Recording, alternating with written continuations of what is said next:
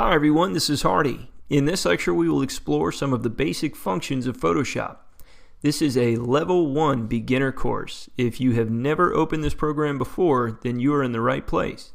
Let's start by taking a look at a standard Photoshop document and learn the lay of the land. The white space in the middle is called the canvas. This is the area where the digital paint is applied. On the left we can see the toolbar, and we'll go into a lot more detail about each individual tool in later lectures. The windows on the right are customizable, but I like having these particular ones visible. They are the Layers window, the History window, the Navigator window, and finally the Color Swatches window. Again, we'll go into detail about the functionality in later lectures. Next, we'll start exploring some basic Photoshop functions. So first I'll show you how to open up a new document just like the one I have here. I've got a canvas set up here, and I'm just going to show you what I've done. Just go to File, New to create a new document. This one is set to do about 14 by 13 inches at 300 dpi. So let's go ahead and hit OK for that. It's a nearly square canvas. Its real life dimensions are 14 by 13 inches.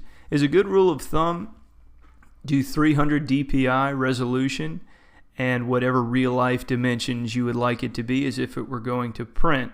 So this would look good as a spot illustration for a book page. Any application where it would need to be printed in that actual dimension, just set those dimensions and then do 300 dpi and you should be in good shape. When in doubt, guess more resolution because it's something that you can't add at the end of a project. So we always want to make sure that we start out a project with enough resolution, and this should be perfectly adequate for most needs it will have.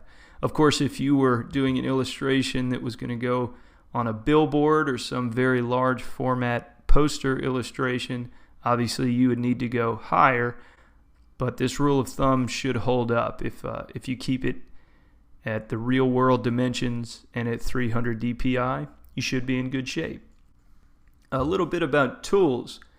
The tools that we'll use by far the majority of the time are the brush tool, which I've selected here, the little paintbrush icon, and you can make that larger or smaller with the bracket keys, a very handy keyboard shortcut. And I should mention that B is the keyboard shortcut to select this tool. So I'll hit B and it brings up the brush, and I can make it smaller by hitting the left bracket and larger by hitting the right bracket. Brushes are controlled by opacity and flow. So right now we're at 100% opacity and 100% flow.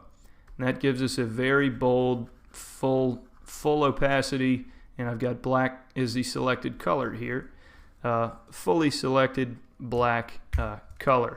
Now if we dial back those two, I've gone to 40% opacity and 40% flow. It will be less opaque and it won't be coming out of the brush as fast. So if you do multiple passes with the brush, you can start building up darker and darker tones. I'll dial it back further to do 20 and 20.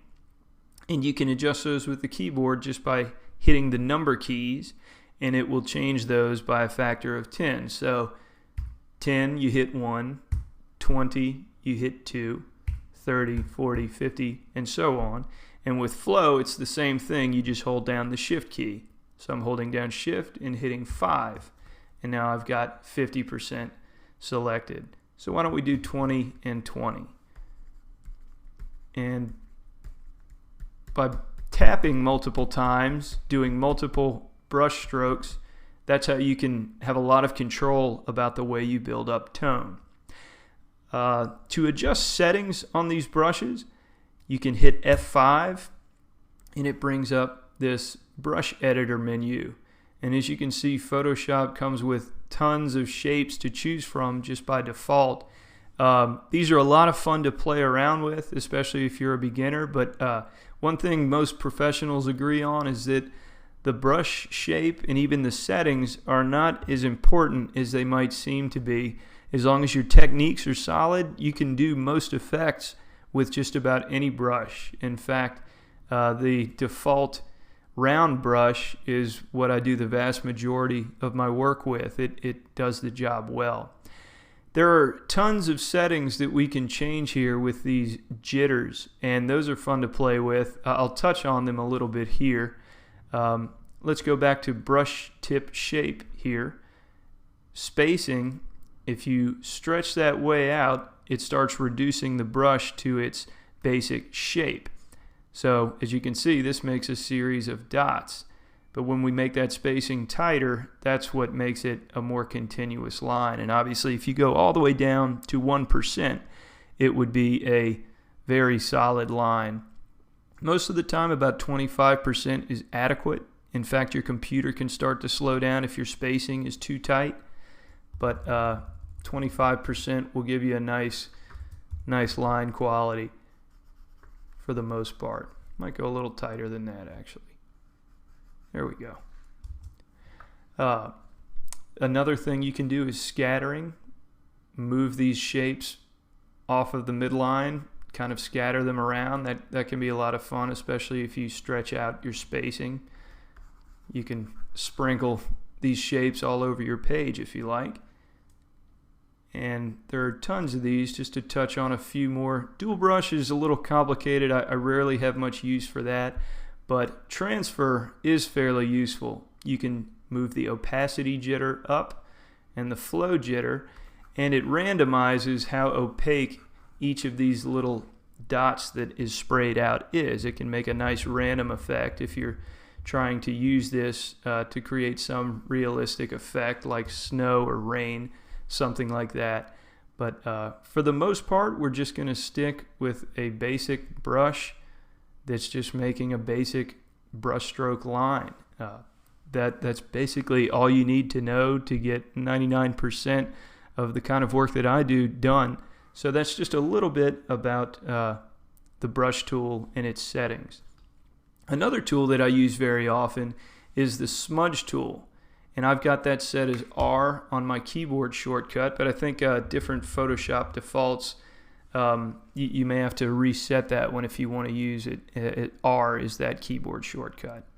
But this basically just grabs the tone that's already there and kind of smudges it out, as the name suggests.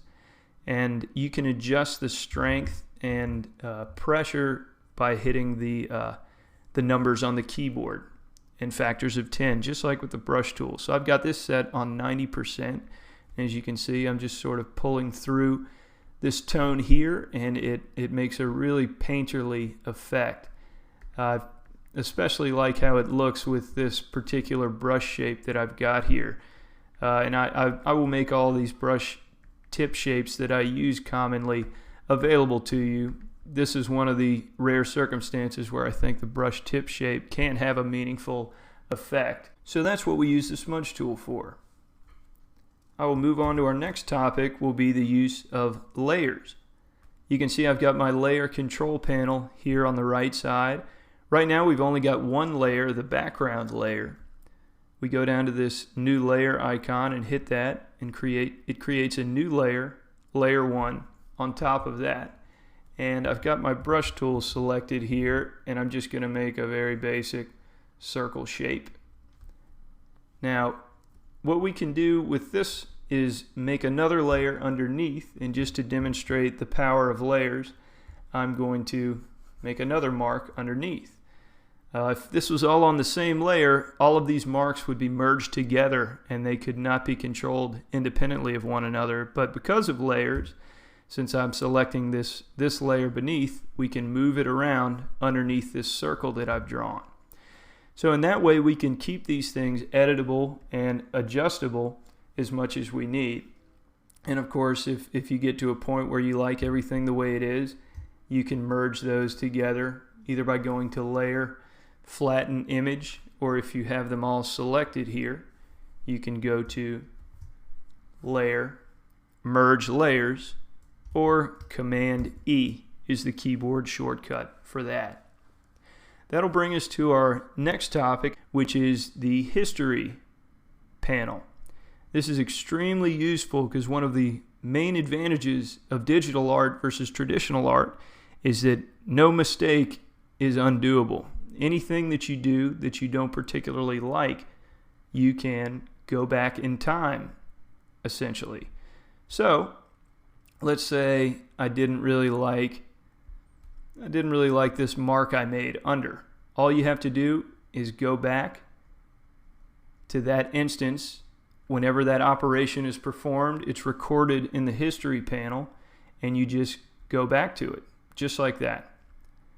And if you want to erase back, essentially put something back the way it was in an earlier state, all you have to do is check this little box next to it. Let's say I check this one before this blue mark was made on the screen. So now that that's checked, I can select the history brush, which is Command Y, or just Y is a keyboard shortcut, and you can actually use this to sort of paint back in time. So it looks like I'm just erasing, but what I'm actually doing is using the history brush to restore this earlier state.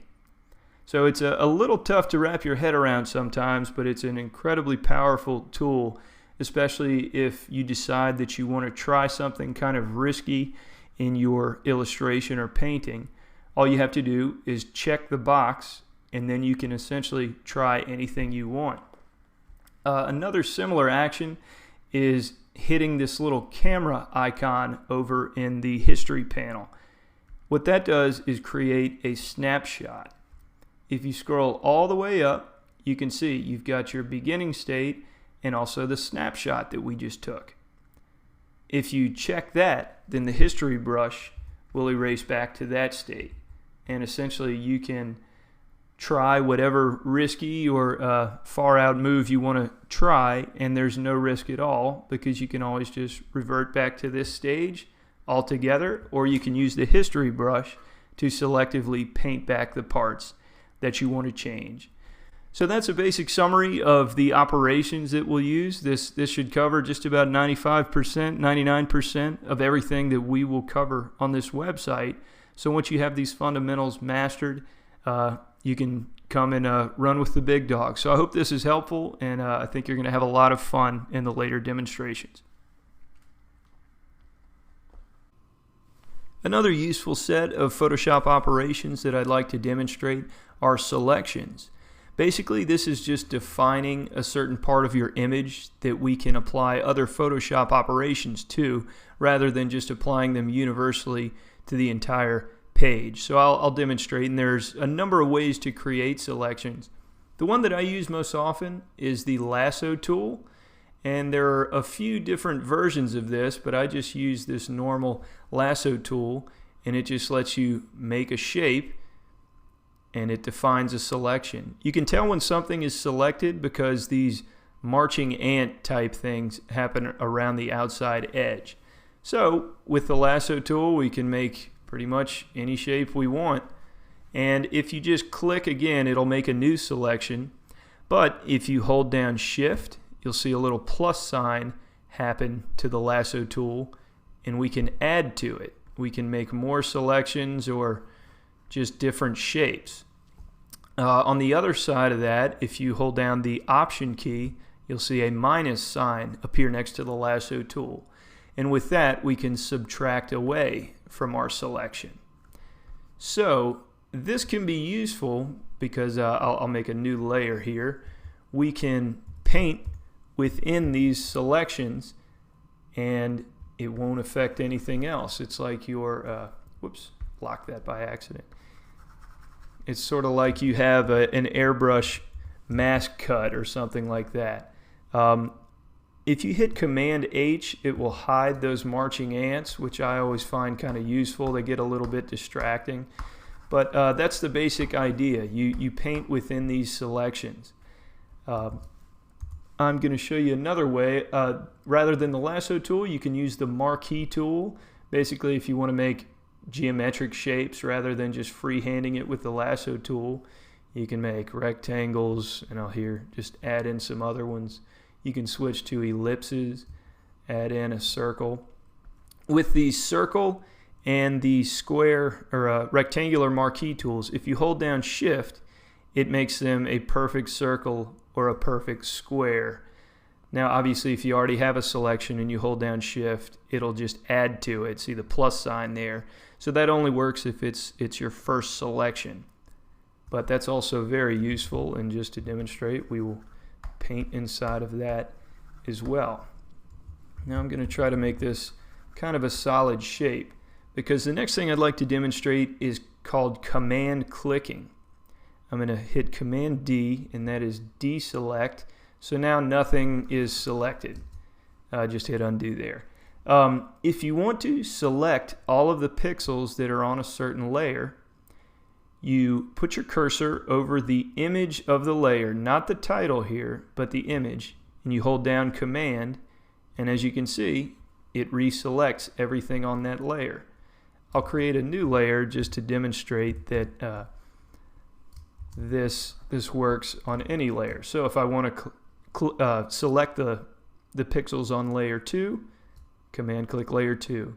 If I want to select the ones on layer 1, Command click layer 1. And that's a very quick way to navigate your layers and to pull up selections whenever you need them.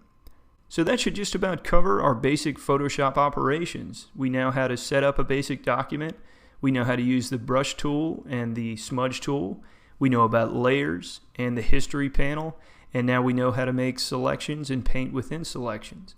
So these fundamentals should help you navigate the later, more complex and certainly more fun lectures. So thanks for watching, and I look forward to seeing you in the later lectures.